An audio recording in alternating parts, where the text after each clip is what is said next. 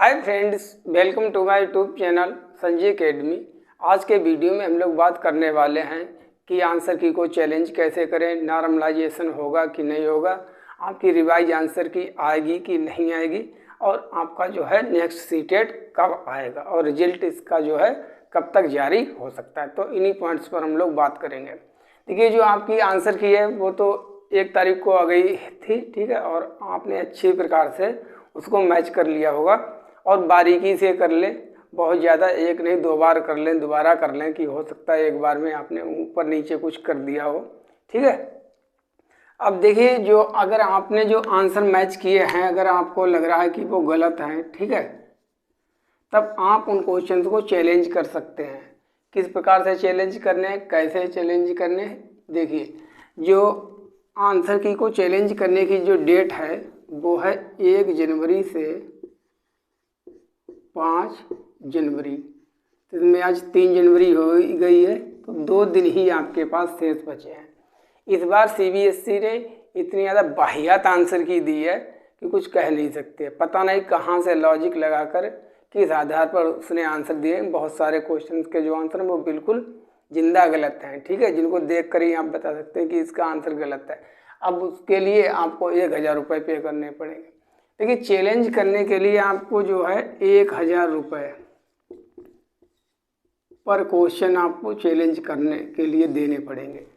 अगर आपका जो चैलेंज है वो एक्सेप्ट हो गया, मतलब विशेषज्ञों ने मान लिया कि हाँ बिल्कुल जो आपने चैलेंज किया वो सही है, तब तो आपके जो 1000 रुपये वापस आ जाएंगे, अन्यथा 1000 रुपये भी चले जाएंगे।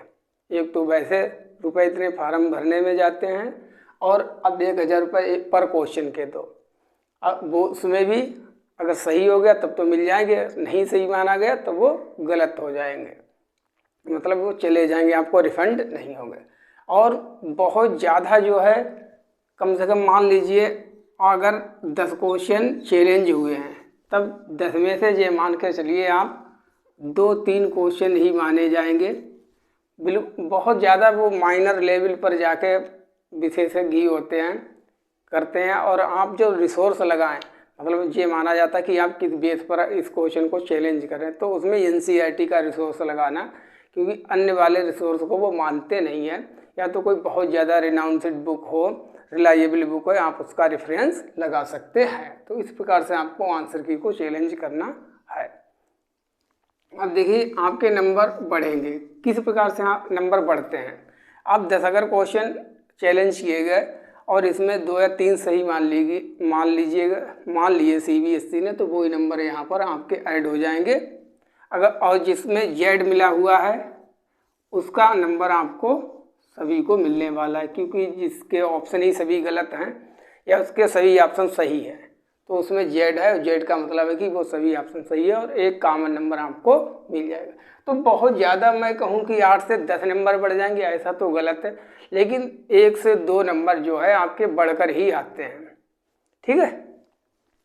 अब नॉर्मलाइजेशन देखिए, जो पिछली बार जो 2021 में जो पेपर हुए थे जो ऑनलाइन वाले, उसमें तो हुआ नहीं था। उसमें तो बहुत ज़्यादा मल्टीपल शिफ्ट में पेपर हुआ था, लगभग 15 से 20 शिफ्ट में पेपर हुआ था। और देखते हैं इसमें इस बार तो 4 शिफ्टों में ही पेपर हुआ है कि नॉर्मलाइजेशन होगा कि नहीं होगा।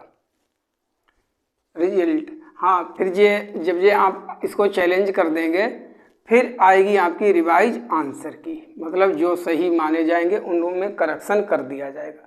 अब रिवाइज आंसर की आपकी आ भी सकती है, नहीं भी आ सकती, क्योंकि जो सीटेट जुलाई वाला हुआ था उसमें रिवाइज आंसर की नहीं आई। मतलब 1000 रुपये भी रख लिए, ये भी नहीं बताया कि कौन सा आंसर सही माना गया कि नहीं माना गया, बदला कि नहीं बदला, कुछ नहीं पता।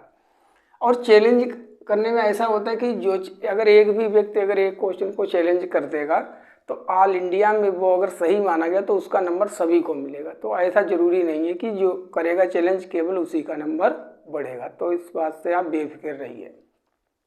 अब रिवाइज आंसर की में यही होता है कि जो सही करके आती है, अब देखते हैं आएगी कि नहीं आएगी। अगर रिवाइज आंसर की नहीं आई तब आपका सीधे आएगा रिजल्ट, और रिजल्ट जो है वो आपका 10 से 15 जनवरी तक आ जाएगा।